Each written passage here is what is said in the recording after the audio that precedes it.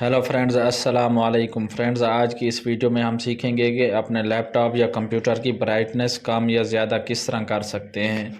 इसके लिए हमने क्या करना है, माउस के राइट को क्लिक करेंगे और यहाँ हमने नीचे चले जाना है इस ऑप्शन पे डिस्प्ले सेटिंग।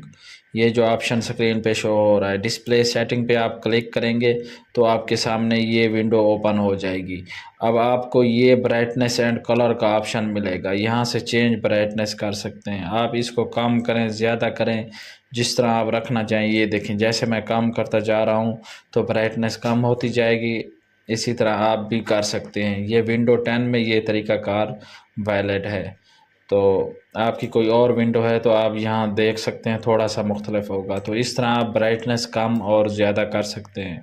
उम्मीद है ये वीडियो आप लोगों को पसंद आई होगी। वीडियो अच्छी लगी है तो मेरा चैनल सब्सक्राइब करें, वीडियो लाइक और शेयर करें, कमेंट ज़रूर दें। शुक्रिया।